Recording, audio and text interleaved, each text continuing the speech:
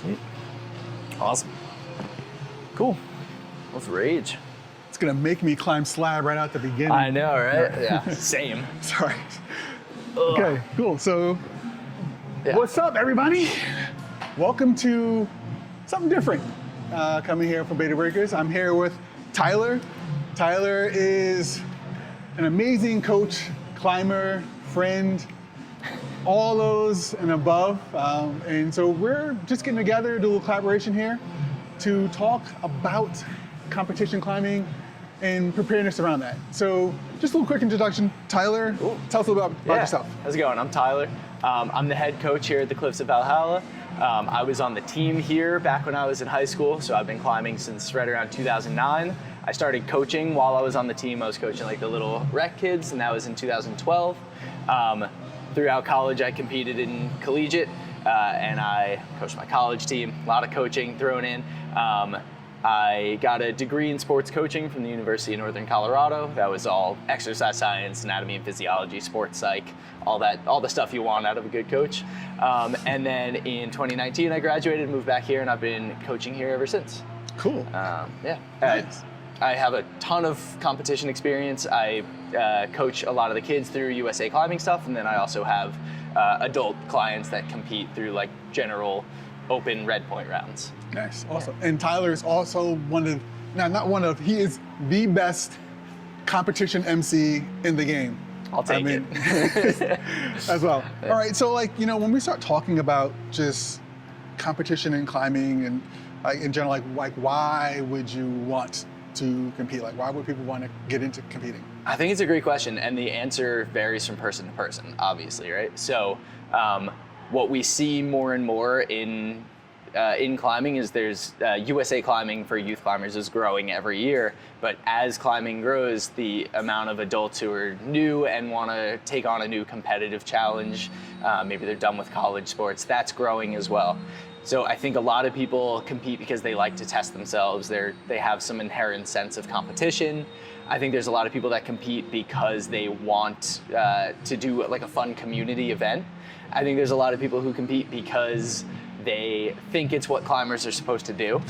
There's nothing wrong with that, Right, go along with like a big community event. And then there's a lot of people who like to compete because it's like, it's a party, it's fun. You get to go to another gym, try a whole new set, watch finals and see pro climbers throw down, hear some good MCs yelling out, and then there's always a party after, which is huge. Right, yeah. No, I mean my personal experience when it comes to competing is, it's that one thing that actually pushed me to be better. I mean, I love climbing, in general, but I always, when I know comp season's coming up, to get more psyched and really start climbing harder. And I always, climb better in competitions. It's, climbing for me has always been therapy, right? So they get that mindset to really focus in on flashing and really working on just improving everything in general. For me, I just love it. Can't stay away from it. Yeah, that's awesome. Yeah. How long have you been competing? Going back, I was just looking, I'm gonna say since 2017. Wow, all right. 2017. So you're a veteran now. Yes. You've been going for a long time. Yes, technically I'm a master, but they got rid of master class right when I made the cut. I was like, of course, yeah. Now I gotta play with the kids. Right. But yeah, no, I've been competing for a while and I love it. I'm competing way more than I actually was when I first got into climbing. And it's really cool to see, all the new faces come into climbing and competing in general. Yeah. It's crazy. I feel like in the last 2 years, I've competed more than I did when I was in high school at USAC. Yeah. There's so many Redpoint comps almost every weekend in the Northeast. Yep. It's, as you know, as somebody who goes to a lot of them, it's overwhelming. It is overwhelming. And it was really cool to see you in the finals at the Rock Club. At the Rock Club. Yeah, that was a huge moment for me. That's my first ever Redpoint round finals. Nice. Yeah, kind of a dream come true. It was really cool. Very, very cool. 0 points on the board, but you know what? You got to start somewhere. Yeah, I mean, I could have not even pulled off the ground, and I still would have had a blast. It was incredible. And so I went and tried to climb those problems afterwards, and I couldn't pull off the ground. So it was really hard. It was really hard stuff, and just watching all the strong climbers just get up on those and even make something out of nothing was, for me, it was like nothing. It was really incredible to see. But yeah, it was And so, like, I mean, I know a lot of and we all know a lot of the people that you have trained. Like, we see Cole and Aloe flying through. I mean, Aloe just came in second in the campus comp at CRG, which is really just crazy. So strong. And so you can see, like, all the pedigree coming through. From your coaching experience, which is really cool. Yeah. It's the first time, Cole and Aloe, the first time kids that I've coached have gotten stronger than me, like full blown. That was a mentally tough thing to deal with. It's like, so it's one of those problems. It's like with Xavier, he started climbing and finally got him to start. I didn't even do anything. It just happened, which was awesome. But then everyone's like, oh, he's going to pass you. I'm like, I can't wait for that to happen. Like, that's a big proud moment, when that happens. Sure. So that'd be really cool as well. It's when they start saying that they're better than me, that's when I really start turning up the training. They're like, all right, time to get. And I've actually, watched you actually kick up your training and add more stuff. I'm guessing to your regimen as well from a coaching standpoint. So for sure, yeah. I've gotten to see you grow as a coach and if you started competing in 2017, you must have known me like in my gap year before I went to Colorado. Yeah, big difference. This is awesome. But cool. All right, so eventually we're going to get in some climbing, but before we do that, let's think of some other questions that we might have. So I think where a lot of people who are like newer to competition start is they don't understand like the formats of different rounds. That's true. Right? So a lot of people, when you say a competition, if you talk to somebody who doesn't climb, they always ask who gets to the top fastest, right? I don't think there's many like adult open speed climbing competitions. Right. No. You see the speed walls everywhere, but no one uses them. Yeah. It's just I think a lot of people kind of look down on speed climbing, but I don't think many people, I'm going to say our age, because I think we're in the age bracket where we haven't done any speed climbing. It's really its own thing, and if you've never tried it, it's really fun. I promise, even though it seems goofy. It's very hard. It's really hard. Really hard. I think the route is somewhere in the hard 510, easy 511 range. And it's easier if you're going faster, weirdly. Right. But speed climbing is cool. But for most people who are brand new to competition, that's not what you're getting on. Right. Here in the Northeast, lead climbing competitions are actually picking up a little bit of momentum. There's one at LIC on the 15th, and there's one at RCF. I'm emceeing at the one at LIC. Right. I don't know if this video is coming out before then, but there's a surprise competitor there as well. Oh, Don't tell anybody. Yeah. Okay. But lead climbing competitions are picking up.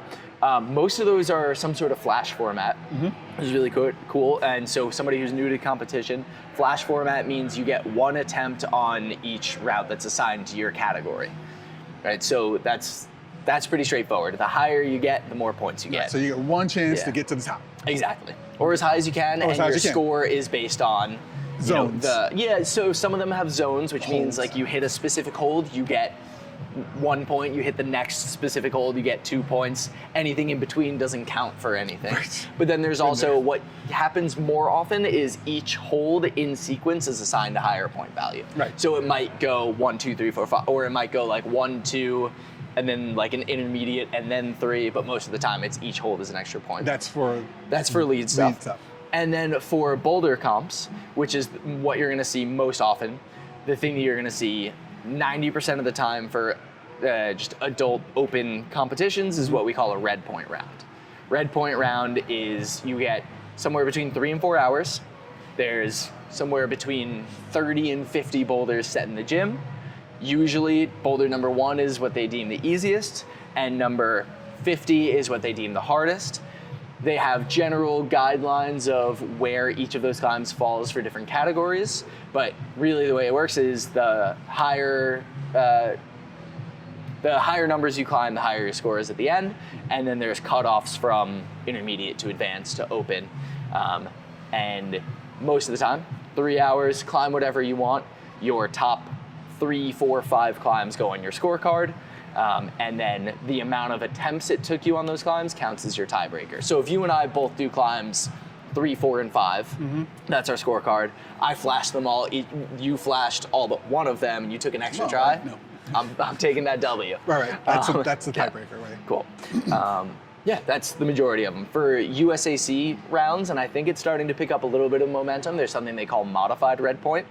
And basically that's, you have somewhere between 6 and 10 climbs assigned to each category. So if you're in the intermediate category, or if you're in USAC, that's by age group. But you have all of the blue climbs. So at the Rock Club, that's how they ran it, right? Okay. It was modified Redpoint. I actually didn't compete in that one. Oh, no. Xavier did. Okay, so you were there. So, but you have zones, so there's a low zone, a zone, and then a top. So if you control one of those, that's your score. So your score instead of 1, 2, or 3 is LZ, Z, or T. I remember seeing that, the markers afterwards. Yeah. Yeah, and so one other thing that I kind of point out is that everyone, like you said, you and I are competing in the same, but we're not in the same level, right? So you would actually be competing in a higher bracket than I would. Sure. And so there's typically like, I'm seeing now 4 brackets from like beginner, so like rec, beginner, advanced, expert, Sure. and like even open. Like I've seen up to like 5. Yeah, sometimes there's 5, which I'm a fan of. Right. Yeah, we can get into the because that gets me back where I belong. Yeah. And they've been changing stuff up a lot when you start talking about, and that's actually like a big question, debate, like where should I enter Right, in? where should I compete? Like what category do I belong in? It's a really important question. Yeah. Because like even I have to consider if I'm in advanced or open for a specific competition. Yeah. So here's a good example. I was in the finals at the Rock Club. The weekend before, I was in advanced at Method in New Jersey. Yeah. And it's really a question of what is the expected level of competition there? Where are you climbing, right? I think where it gets to be an interesting conversation is at that advanced open realm where it's like I could almost make finals or I could win advanced. Right. My general recommendation for people is look at the suggested grade range. Right. So if intermediate, very commonly V3 to V5, right? The idea is, can you flash things in the 3 to 5 range? Right. That's usually my question. So I go into my gym, I can usually flash all the V3s, half the V4s, 1 or 2 V5s, right? I have a range in there where I can like perform pretty well. On the day of the competition, the people who are gonna win that intermediate category are probably in a position where they can flash a lot of 5s, but 6s, 7s are still posing a challenge for them. Right. If you are in a position where you can flash half of the V4s, you don't belong in the novice category, right? Right. That being said, some competitions, like if you're going to the method comp where it's really hard, slabby, low percentage climbs, you might belong in the novice category in that one.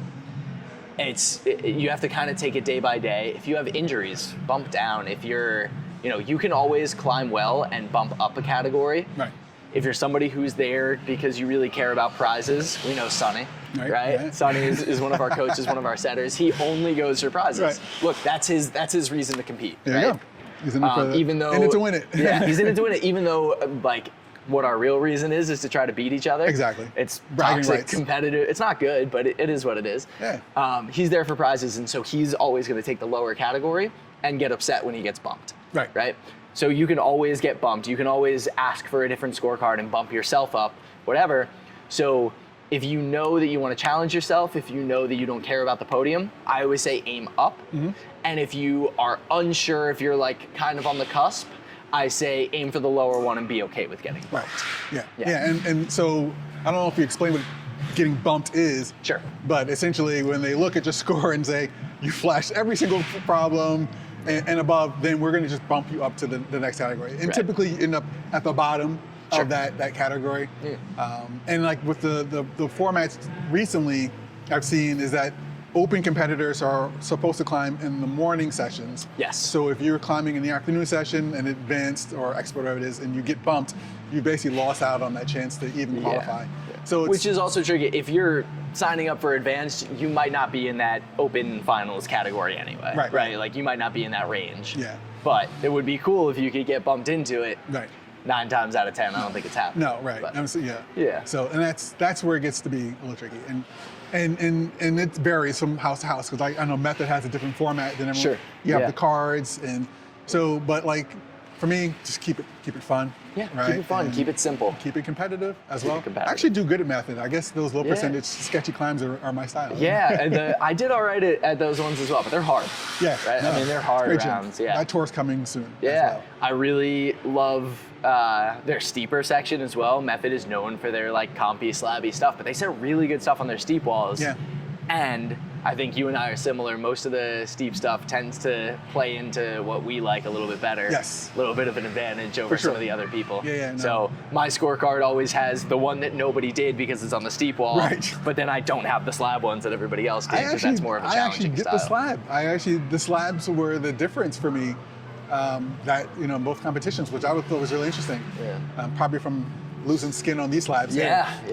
Funny, the Austin Hoyt, Adam Shahar, Isaac Leff, they all came and had a session here right before Youth Nationals, and they said that our slab set was all really hard. Yeah. So it's funny to think like this thing that we cobbled together out of a birthday party wall during COVID is. I'm so glad they didn't take it away. I know, yeah, it was great.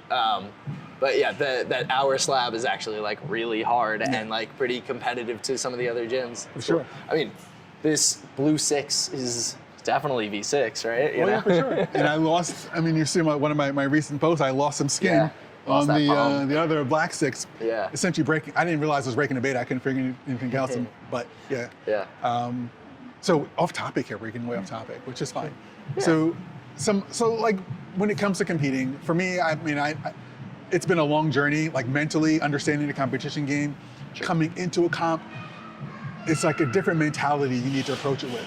And a lot of people make the mistake of treating comps like a time project, that climb that they want to hit. So what are your thoughts on that? Yeah, so like general comp strategy, your mindset going into it. Your why that you're competing matters. If you're there because you want to try out a new gym, a new set, do whatever is fun to you, right? Like you don't have to fill your card. No, there's no rules. There's rules, but nobody can tell you how to have fun on a comp day. Exactly. If you want to maximize your score, very different competition, or very different conversation, very different strategy, right? So, look, a lot of people fall into the trap of like, I only want climbs that are this point value or above, and I'm only going to try those. Right. And then 2.5 hours in, they have one climb in their card. One climb. And it's panic mode. Right. 9 times out of 10, the strategy that you really want to use, if we're talking about an open Redpoint round, is have an idea of what your grade range is going to be. So the climbs are labeled 1 through 50. I want all 5 of my climbs to be in that 30 to 40 range. I'm going to start with something below 20. I'm going to fill my card with progressive grades through the 20s, and then the rest of my time is just trying to bump my lowest score. So if my scorecard at the end of hour 1 is 24, 26, 28, 29, 30, I'm in great shape. I already have a 30 on my card. Cool. That was my first hour, right? Now I'm going to take a break. I'm going to strategize. I'm going to pull my stuff back together, have a snack, have a drink. I have 2 more hours to bump my lowest score. I can project for 2 hours. I can thrash myself on the same boulder over and over, or I can be smart about it. My general rule of thumb that I give all the comp kids, that I give adults, 3 tries, walk away. If you are so sure that you're getting it on the 4th try because your foot cut, give it your 4th try. Right. Sure. If you give it 1 try and you say like, all right, I would love to do this, I straight up can't reach the holds, move on. Yeah. Right? Save skin, save energy, your forearms are gonna get crushed, save the gas for things that are worth the investment. But most of the time, 3 tries, walk away, circle back to it. My lowest score is, 24. My next goal is to get 32, right? I want to just progressively bump up. Choose the things that are going to take the most energy first. So you have like the 1 move dyno on the slab, where you have to pull 1 time, or you have the 8 move climb on the 60-degree wall. Right. Pick the 60-degree wall while I have more gas in the tank, right? Or, if you're somebody who needs to like get the quick thing out of the way first, do that. But you might have a little less gas in the tank. There's always trade-offs for it. Be smart with how much you rest. Rapid firing on boulders is not good, and I do it at every competition that I've ever gone to. 3 hours is a really long session. If you go to the climbing gym on a random weeknight and you climb for 3 hours, you're thrashed. That's a good session. Most people are like in that 90 to 120 minute range in their session, and 20 of that is warming up. 20 of that is messing around. 20 of that is climbing V0 and getting going. it's pretty rare to session at your limit for 3 hours. That's crazy. Right? Yeah. Like, you wouldn't tell a marathon runner to sprint for 3 hours, right? They have to pace themselves. So take your breaks, stay hydrated, stay fueled, make sure that you're eating. Gummy bears on comp day, Trolley sour gummy worms. Oh, perfect. Get that glycogen in. Right. But be smart with which climbs you put in your strategy when. That's my basic. Nice. And then, so like, what about when you start talking about training Sure. and, preparing yourself Yeah. training-wise for climbing? Cool. Number one is climb, right? Seems crazy. Wow. If we're building like the pyramid of importance, Right. the bottom rung is climb. Right. If we're gonna talk like strategic moves in terms of like the week of a comp, don't do more work the week of. Right. That's how you set up for exhaustion, right? The week of a comp, definitely rest the day before the comp. I rest Maybe 2 days. rest 2 days, yeah. Yeah. If you're me, you're resting 2 days, I wanna make sure that I'm fully ready. Rest days don't mean sit on the couch and do nothing. I'm going for a walk or a jog, I'm stretching, I'm making sure that I'm like, everything is recovered. I might go get a massage. Yeah. Sounds great. Yeah. But yeah, I'm gonna rest at least 1 day before the day of a competition. My week of, I'm focusing on limit bouldering in like short sessions. So things that are physically really hard. Maybe I'm gonna get on the decoy board or the kilter board or whatever. Maybe I'm gonna get on the 45, but I'm also gonna make sure that I'm rounding out with things that are my more challenging styles. So a lot of my time on the slab climb, which is what I would call my anti-style, but I like the term challenge style better. Yeah. A lot of my time the week of a comp is on what's harder for me. Because I know how to climb on the steep wall. Right. I have a harder time here. Makes sense to take that dedicated, let's call it like practice time rather than training time, and spend it on what needs more practice. Right. That's the week of for me, is 2 to 3 sessions with plenty of rest. Yeah. Cool. Leading up to that, right, everything depends, but if I have a month to prepare, I'm going to start with lower intensity, a little bit higher volume. So I might go, if my project grade is V8, I might come into the gym and try to do every V5 and 6 in one session. That's a good volume day. I get a lot of variety, right? I'm also making sure that I'm doing things that are gonna keep me healthy. So dumbbell work, light hangboarding, the stretching, basic cardio, all the things that nobody likes to do but are super important. Right. If you're me, I'd love doing all my dumbbell work and doing my hangboarding, sometimes more than climbing. But that's me. I don't think everybody's like that. But making sure that in that 4-week span, you're prioritizing the things that are gonna be the biggest bang for your buck. And injury prevention is always high on that list, because if you're injured, you can't do anything else. Right. Easy answer. Simple. Cool. And you offer customized tailored plans. Yeah. for your So clients. I do a lot of online coaching for people, which is basically a smart program over the course of months or years with some of my clients. That is based around people's specific goals. So some people are prepping for comps, some people just want to climb outside, some people just like climbing in the gym and that's all they want to do. But it's basic weight training with year-round programming consideration of volume, intensity, frequency, hangboard stuff, a lot of climbing with like specific technical focuses, specific mental focuses, all that kind of stuff. It's all through an app. I found like Sam is one of your clients. And, Yeah. And I was like, why is she so strong? Leveling up right now. Yeah. She got out of nowhere. That was really cool to see that. Yeah, and she's one of the ones where she needed the rest days before the comp. She's one that will push herself into the ground if she's left to her own devices. And it's just no skin. Yeah, it's a lot of pulling the reins back on her. Yeah. And so one of my secret, come on in. One of my secret strategies to post pre-comps is I like to try to get into a gym I haven't been into in a long time. Yeah. And then do my own mini comp session, pick the grades that I'm going to be competing in, and just be like, one and done. Literally every climb that I grade, it's one and done, and then come back and then do the 2 or 3. Yeah, that's a perfect, honestly, that's such a great way to prep. A lot of competing comes down to, can you perform within a small amount of attempts? Right. And so going to another gym and practicing flash attempts or doing things within 3 tries, that's a great way to prep. You know, it's the right amount of intensity. You know, where I would caution people is don't try every climb in the gym. I literally set my grade, and then every climb in that grade. Exactly. Perfect. And then it's the one and done. Awesome. Yeah, that's a great. And I'm like, I really need to go back to that one afterwards. I'll do it, but you know, I try to keep the focus and got to get it on that first try. It's a good like practice how you play mentality. Yeah, right? Yeah, and it was actually really great for the flash comp that we just did. Yeah. I was proud to be in a much better position than I was last time. Just more focused and more practice. You know, just simply getting on and have that flash mentality. Yeah. Flashing is a skill. Like it's not just are you strong enough to flash it. Like it's not one of my strengths, flashing boulders. I like to take my time and work things out, but it's something that I'm looking to get better at this year to help with competitions. Yeah, cool. All right, so let's get warmed up, and then we'll hop on some plastic. Oh. Cool. Whew. Sitting for too long. Gotta do all these things to make sure I don't get hurt. Because are you doing the CRG's comp? This Saturday? Yeah. So I've climbed twice in the last 3 weeks. Today will be session number 3. Okay. Right now, my answer is yes. Nice. I haven't actually signed up yet. But okay, well, you better sign up quick.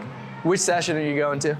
Well, I have to, because I record, I have to do the last session. And then stay. And then stay for finals. Yeah. But I mean, I really want to be able to record people qualifying, but it's, you know, they talk about cheating and stuff. Right. I might do session 2. I mean, could you do session 2 and then record for session 3? And then, I mean, it's just like a long day, but. The day is not really doesn't matter to me. The content is always great to get, and I, you know, hanging out, whatever. But they wouldn't let me do it. Really? Yeah. Interesting. Yeah, which is fine. Yeah. So what do you focus on in your warm-up?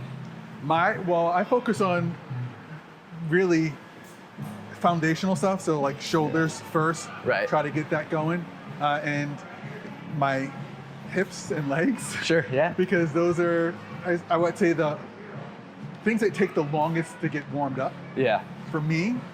So and then fingers as well. Yeah. Like, and fingers are tricky because once they get warmed up, I have to keep them warm, which for me is hard in competition. Sure. Like when I'm competing, like sometimes you have to wait so much, and it's just like, come on, you know, I can feel the strength going away, because fingers, I would say, is my top weakness. Okay. On the wall. Yeah. So like, once I lose that, then that's probably the one time I try to, like when you say like don't cycle back on and hop back on stuff, when it comes to crimpy problems, me hopping back on quickly is actually a better thing. Okay. You know, it's just like when you're doing your campus, if I were to get on the campus board, I would, you know, give it like 2 or 3, I'm gonna say half-assed attempts. Sure. Just to get the fingers warm, and then I can really start going at it. Yeah. Do you have any sort of a portable hangboard? Do you have like a tension block or a flashboard? I do. So actually, currently that is in Xavier's room because he just had surgery from his injury. Is he doing all right? He's doing all right, you know, but he's like, can I get the hang block? And I'm like, it's all yours. Yeah. So he can use it, So I use that to pull on. Good to take to a comp, right? And just crank while you're waiting. That's why I have it, yeah. Crank while I wait. And I like to, you know, also move as well. Like some houses will have walls that are not part of the comp that I can climb on to stay on, just to kind of stay warm as well. And you know, also not just simply pulling, but just keep everything going. Keep everything going. Yeah. So if you know, you look at the security footage from the flash comp, in between every climb, I was on the wall. Really good for that comp, especially when it's like 30 minutes between attempts. It's a long wait. Yeah. So, And now here's a good question for like general competition. Does your warm-up look different the day of the competition? I would say it's more intense. Okay. But generally, nah. I mean, it's the same concept. Cool. Shoulders, fingers, you know, and hips are, for me, are the 2 biggest things. Yeah. The 3 biggest things, if I can count properly. So, yeah. And why is it more intense the day of? Well, because like I'm gonna hop on after warming up, and I'm gonna do some V0s, V1s, V3s, and then start getting into Right. limit climbing, right? Yeah. The competition, you got to pretty much get right up, right? So even hopping onto some V3s could pose a challenge if my fingers and my hips and everything aren't properly warmed up. Cool. So that's me. Yeah, no, solid answer. So Being old. a good, like you're hitting the same points in your warm up. That's Right. what's super important. For a lot of people, they don't warm up for training. Oh my God, yeah. And then they try to warm up the day of a comp. And it like, why are you changing everything the day of? Right. Like, Yeah. Yeah. And I think the biggest for me is the hamstrings. Hamstrings. Hamstrings are I big. want those to be more, because I actually did tweak that at Island Rock once, and I was really feeling really strong. I tweaked it on the heel hook.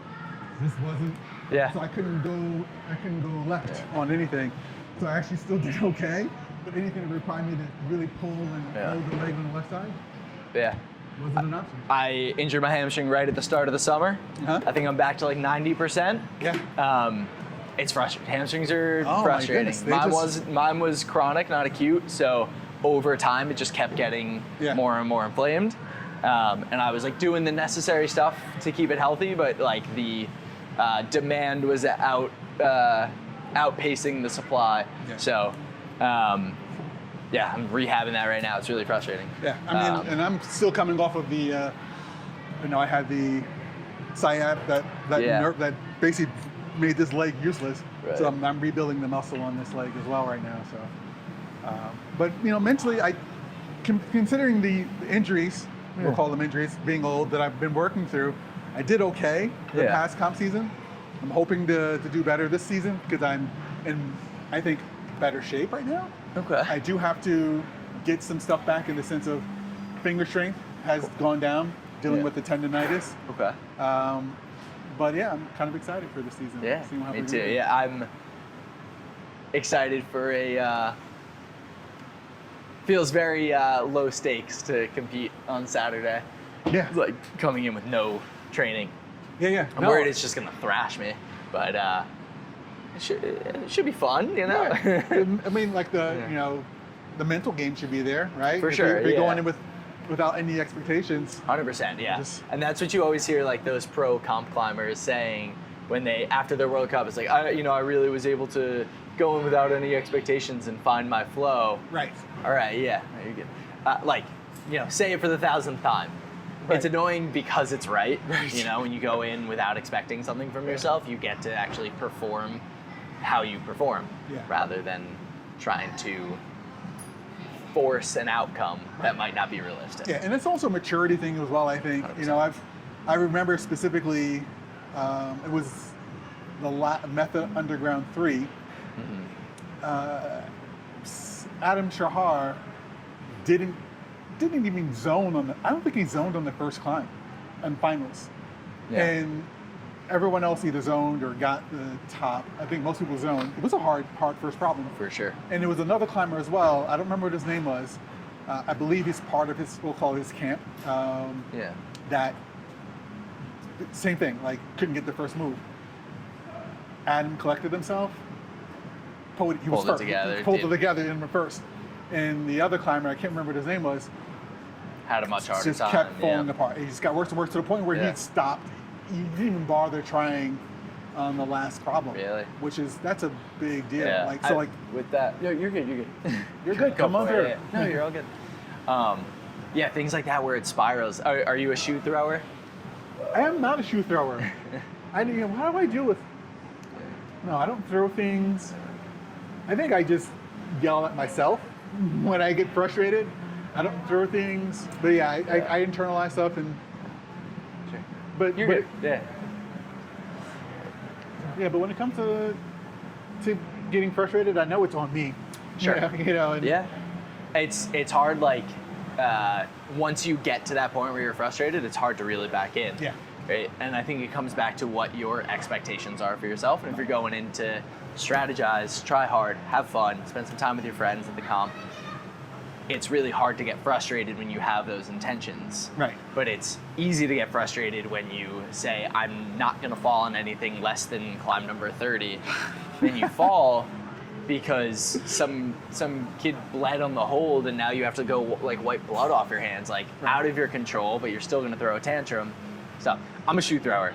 Like when I get frustrated, I'm so embarrassed when I do it, and like I hate when I get there. You're good.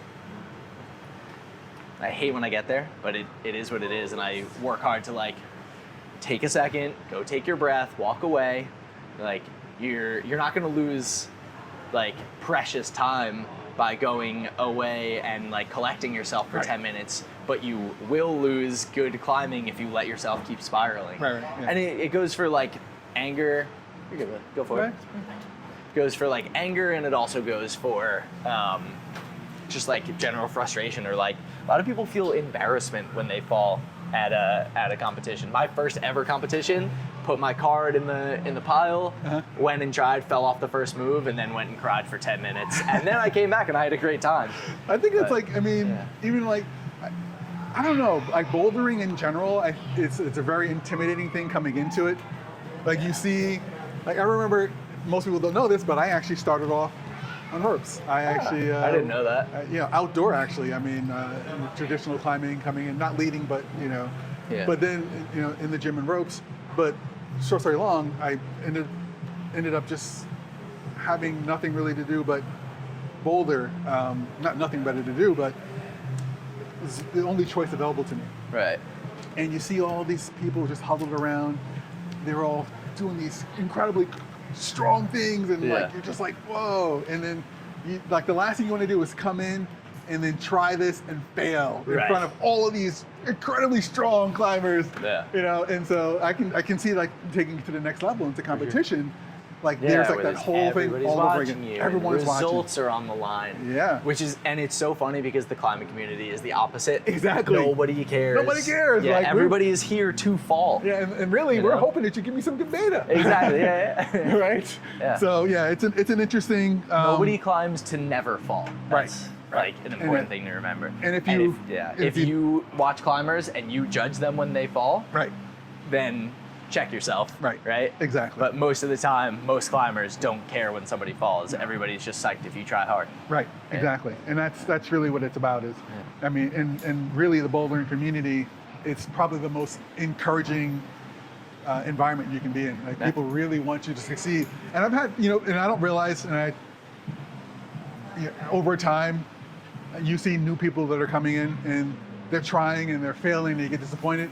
And I actually had someone walk up to me recently, and she's like, "You don't remember me, but I was on a climb here 2 years ago, and I was trying it, and I just didn't, and almost did it. And you said, try it again. Go ahead, do it again." And I looked at you, and you looked at me, and you're like, "You're almost there. Just." And I got it, and she's like, "And I've been hooked ever since." That's great. And I was like, love that. Cool. Like you don't really, you don't realize it, but it's there community-wise. Yeah. You just do it because you had that love for it and you want to encourage everyone. Yeah. But that's it was really nice to hear. That's awesome. That we're there for each other, more so than anything.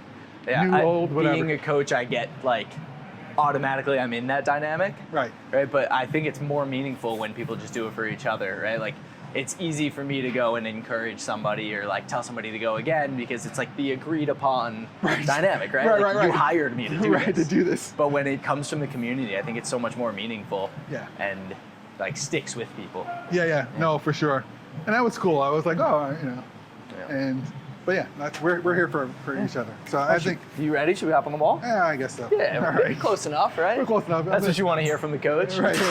Good, yeah. So what we're going to do is we're going to pretend like, well, not going to pretend. We're going to approach our session as if we were getting ready for our competition.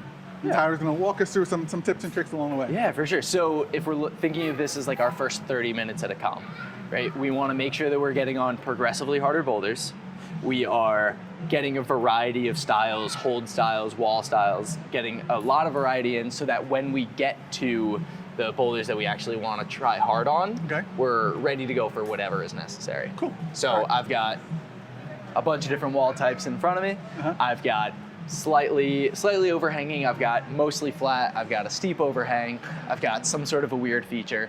I see crimps on the in-cut crimps over here. I see slopers on the low-o.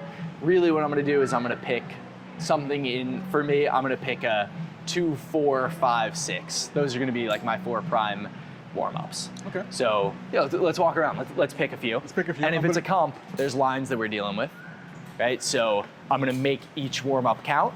Yep. I'm gonna take my time through them. I'm not gonna rush, but I'm gonna make sure that I'm warming up as many things as I can in one go. Right. So, like even when you're talking warming up, this is still a climb you're getting in the still going on my card. Going in your card. If most of my climbs are in my 40s and I have a 10 because I didn't finish anything, that 10 is Got a more 10. points than 0. Yeah. Exactly. Cool. All right, so I'm gonna start on something flat because it's gonna be a little bit nicer on my biceps. I get bicep tendonitis every year, so I try to pay attention to what's going on with them. So good one for me, this yellow 2. Right? I've got in-cut crimp, so I'm gonna be able to warm up my fingers. I've got small feet that I have to pay attention to, get my brain in my feet a little bit, and I'm gonna be able to kind of twist through, warm up my hips, right? So I'm checking a few different boxes on it, right? So I'm gonna pay attention to my footwork, I'm gonna make sure my fingers feel good, taking my time, I'm not rushing anything. I'm kind of like exaggerating technique, right? So like normally, I wouldn't do this drop knee, but I wanna warm up my drop knees, warm up this rotation, right? Digging my toes in extra hard. I'm gonna relax, I'm gonna stretch out my lats, right? Whatever I need to do. Cool. All right. And now I have somebody sign my scorecard. There you go. Right? Nobody saw it. And like, so for me, I personally wouldn't start on something so crimpy just Right. because my fingers are. Yeah, for me, Right. but I hangboard a lot. Those crimps are jugs for me. Right, they're jugs. It just is, right? So, it's very but for upsetting you, for me. jugs are probably more appropriate. Right. But look at the move style on this yellow. Cool. Look at the move style on this yellow. Yep. Right? Somewhat straight lines, a little bit of rotation, small feet. Now look at this blue 1. Right. Very similar movement, friendlier holds. Yep. Right, so that's probably a perfect one for All you. right, I'm gonna do the 1. Yeah. Cool. Chalking up. Yeah. And so one of the things I typically do when I'm normally warming up is I will down climb a hold, but in a comp, nobody wants to watch you down climb. Yeah, exactly. I still will because I don't care. It's like, you know, get off. within reason. Right. You Get know. off the damn climb. We want to get on. I also never climb on the crowded sections when I'm at Yes. a comp, so I have more time to down climb, you know? Fair. I Well- actively avoid the crowds. So I'll put the my one, headphones in. The one tricky part is like when you start talking about avoiding the crowds, Sure. is for me the underhang, right? So Yeah. when you hit the underhang, something like a Yeah. cave, 45 or 60 degrees, That's usually where there isn't a crowd. that's where there's no crowd. But it's not where you want to warm It's up, not where you right? wanna be warming yeah, up. no, it's a trade-off. Yeah. I've mean- been competing long enough that I feel really comfortable just kind of asserting myself and stepping in front to maybe cutting people off. I don't like when people do it, but I know that I'm gonna spend most of the comp in those less crowded areas. So Right. if I need to warm up somewhere, I'm gonna get in, get out, and then I'm not part of that crowd for the rest of the day. Right. So if anything, I'm doing everybody a favor, right? There you go. Cool. Okay. All right, so I did something flat and crimpy. Uh-huh. So now I'm gonna pick something that I can be a little bit more powerful on, kind of warm up my bigger muscle groups, something that I can pull through a little bit more. Little So overhang. yeah, so this yellow 2 looks good to me.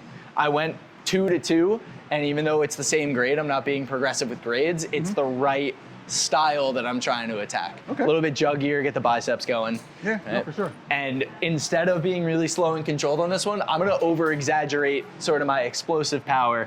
I really actually wanna get my heart rate kind of spiking. So let's see if I can skip some stuff. Yeah. Cool, right? The worst way to climb that climb, Right. but You're getting those muscles warmed up. exactly.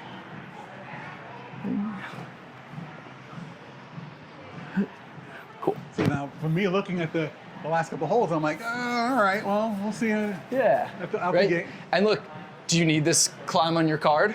Right. Drop. Yeah. hit the jug and drop if Yep. if you're not ready for the crimps. That's a really good point Yeah. to make. So would you just pop up to the top there? Yeah, straight to the volume. Yeah, nice. There? you go. Wow. Good. That was a nice move you did there. Yeah, it's comfy, right? Yeah.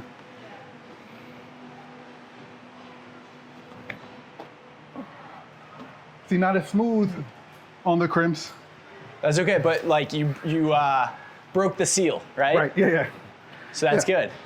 And if I don't like it, I'll just, like you said, just let go. Yeah. Cool. So, all right, I went flat, steep.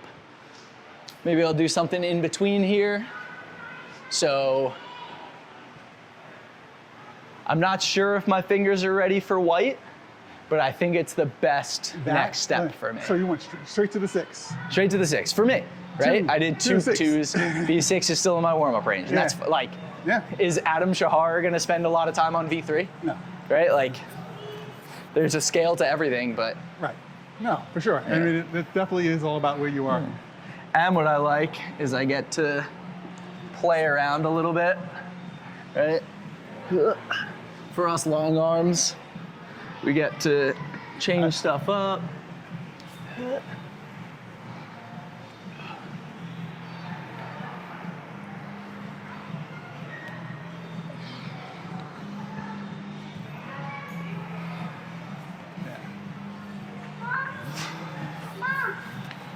Ooh, There it is. fall. Yeah. Doesn't matter. Warm Right. up. Don't And so, care. like for me, it's funny because looking at that, I probably wouldn't even do the toe hook. I think. Oh yeah, you would just reach through? I think I can just grab that. Yeah. Well, it's comfy for me. Right. I no, love but- toe hooking. And so that's actually one of the things that gets me into trouble in competitions. I find seeing someone else climb a problem, and then seeing it work for them, their Right. beta work, and then realizing after multiple tries that Yeah, it's not for you. it's not for me. And Yes, it don't. And it's a big thing. Like you want to get that beta going into stuff, Right. but sometimes just going sight unseen or just hard reset Yeah. is a really big thing. I'm going to try it. I don't foresee myself getting very far. You like toe hooks? Yeah, I like toe hooks, but Cool. oh, should I try the toe hook? Might as well, right? You have an So- idea. See, like, you watch somebody's beta, see how it works for you. Nice. Yeah. Yeah.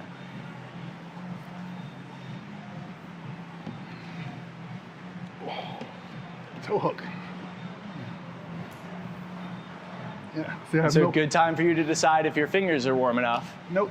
Nope. Cool. Yeah. No. So drop. Yeah. Yeah. Exactly. But, right. yeah. We're still in these first 30 minutes. This is setting ourselves up for success later on. Exactly. I would have done that. And just That's gone. easier for you? I mean, yeah.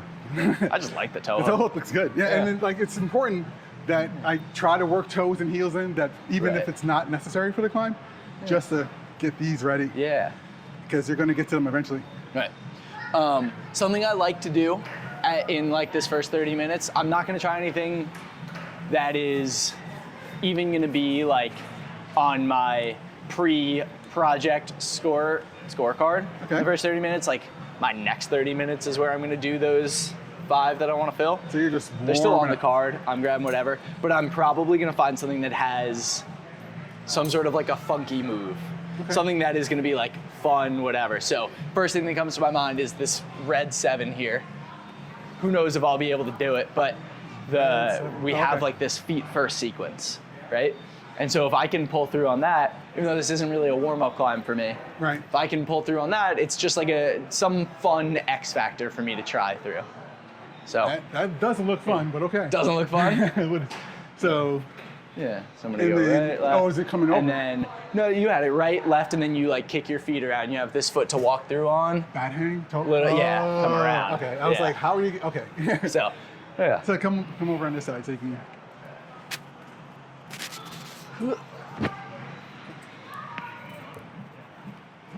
Oh. Let me give I'm that not one even, I'm not another. even in the beginning of that. Yeah, that's okay. Because this is like super, super small. But Yeah, I'm gonna give these guys a little bit of a brush. yes, brushing. Yeah. Brushing. And people, I mean, people are anti-brushers, and then we have people like Nick who literally, his Insta is whole brusher. Yeah, so funny. Well, who's anti-brushing? I don't know, people, so it's funny because Xavier would always make fun of me brushing, and then I caught him brushing some holes, and I'm like, what are you doing? You know? But it's, I mean, pros do it. Like, exactly. It's for a reason. Why would you not? Yeah, why would you not do it? So don't be afraid to brush. Yeah. Brush for other people. Yes, brush for other people. Be a good And also, sport. if someone brushes holes, be courteous. Woo, nice. All right. Let's see. Sweet. That is fun.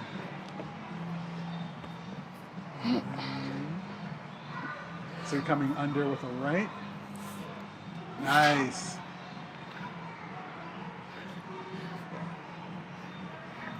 Oh, cool. So you have to press off the volume to spin out of it? Yeah, a little bit. But you know what? Again, warming up, I'm happy with that. Yeah, no, that was fun.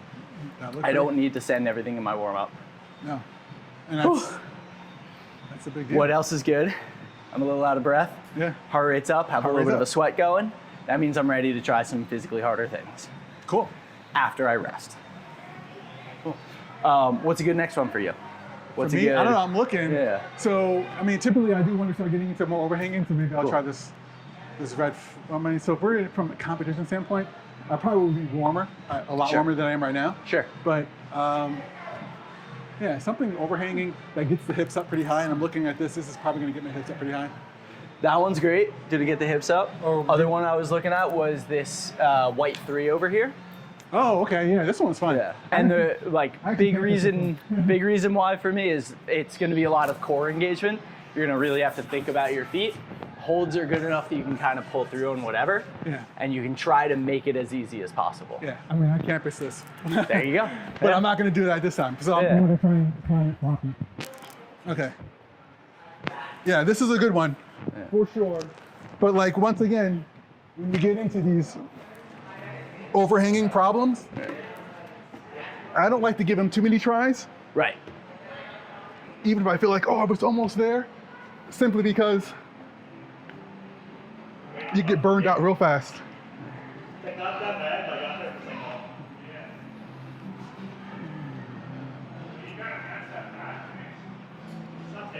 Awesome. Yeah. Yeah. Core is a little warm, hips are a little warm. For sure. Big pullers are a little warm. Like that's a good one to move through on. And I always try, even though I'm not on crims, to get this, I try to really work the fingertips in. Big thing that I end up telling the kids is if you're not ready, go warm up more. Like you don't have to be like it's not a straight line. Circle back. Like if I'm warming up and I'm like my fingers are not getting warm, I go back to the hangboard. Yeah, I've done that. Like get my fingers warm, and it makes such a difference. Yeah. I've gone back to the hangboard 2 hours into a comp. Just for real. Like you know, whatever you need to do. Yeah. So look, we did 3-4 boulders a piece. Yep. Right.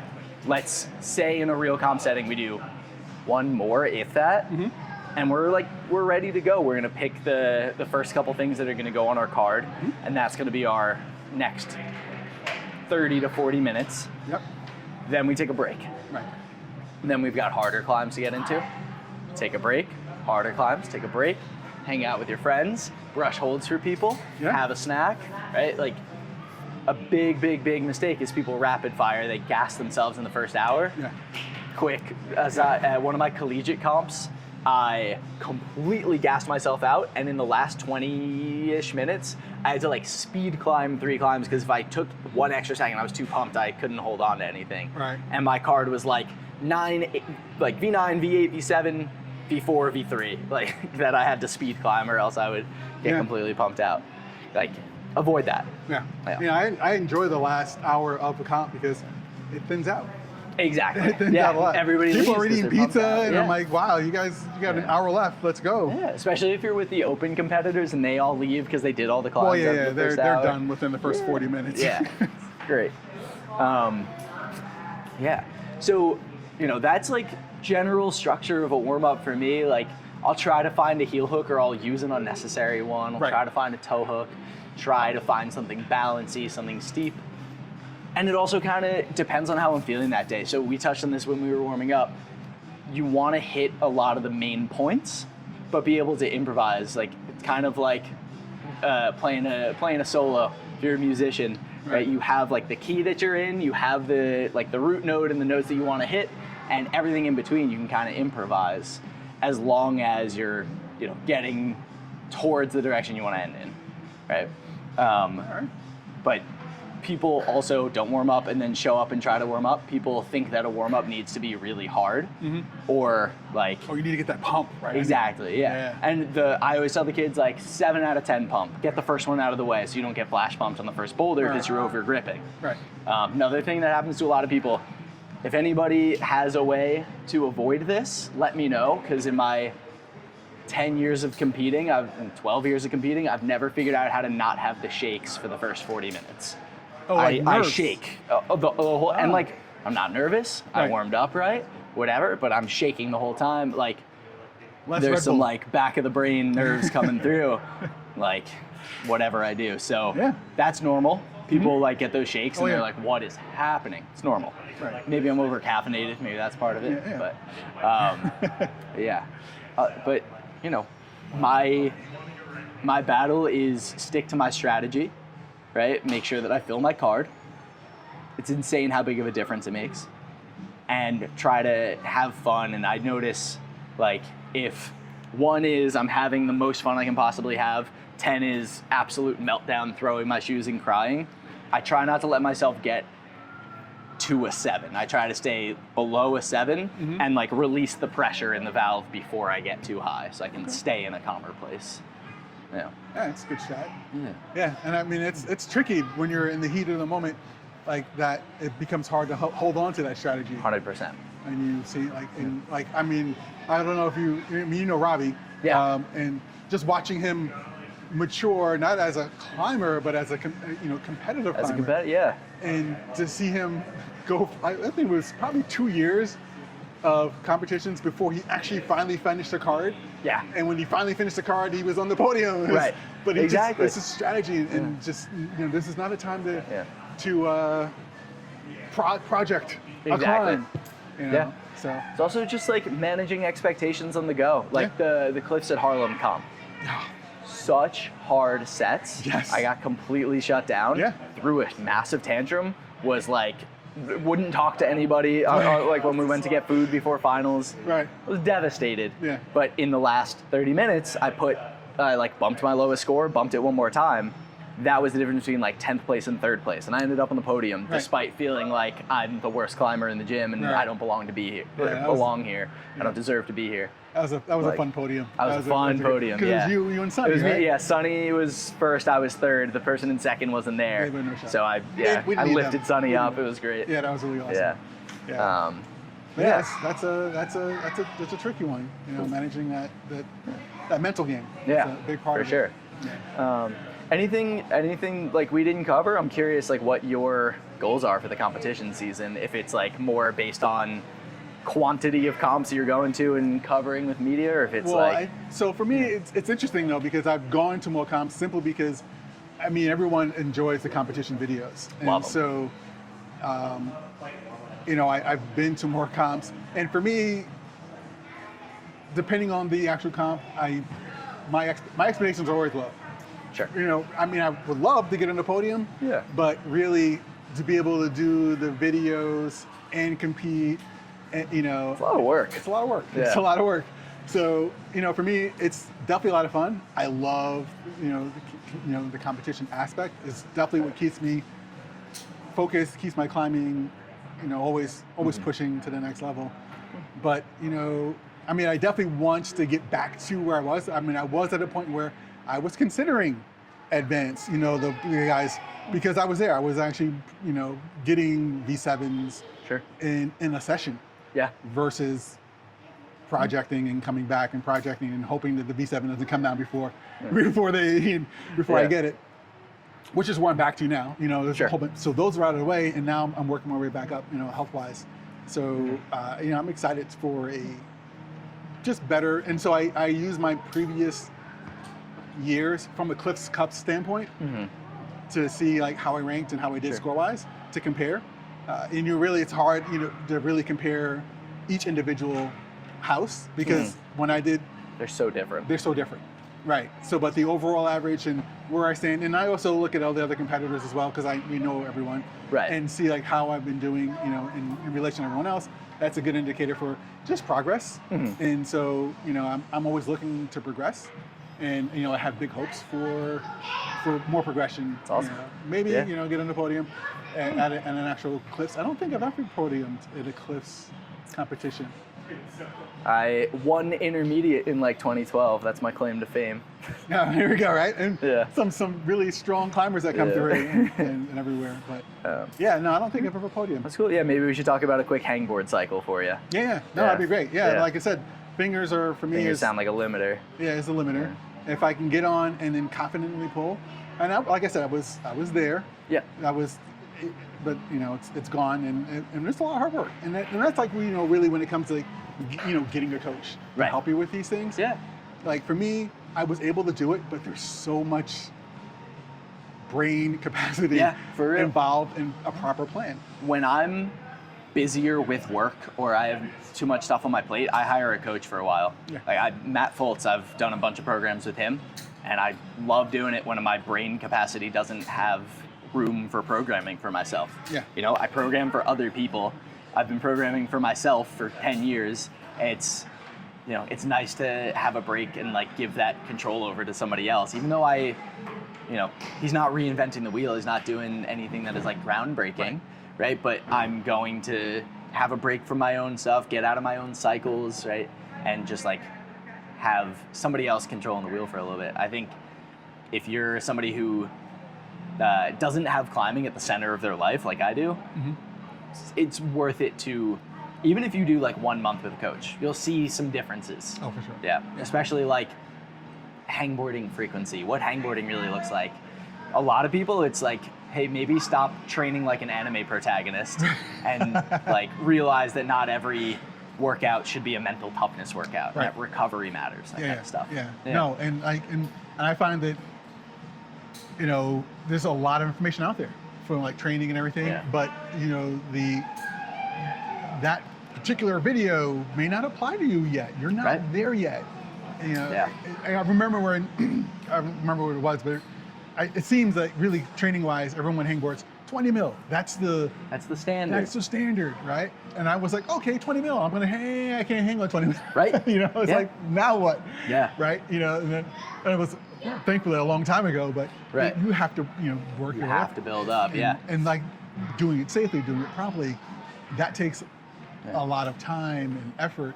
And it was good for me to be able to say that I'm going to be this climber. And I got to that, and then I just kind of let it slip. You know, I don't know what happened or whatever, and then I never got back in. And it's from like a personal standpoint, you know, you let life get in the way. If you have someone behind you saying, "Hey, you need to come back over here," and just really to help guide you back in the right way. That's always you know, for some people are just super focused. Like some people can just do this and do that. I'm not one of those people. And like I said, only reason I even had the time and focus was because of COVID.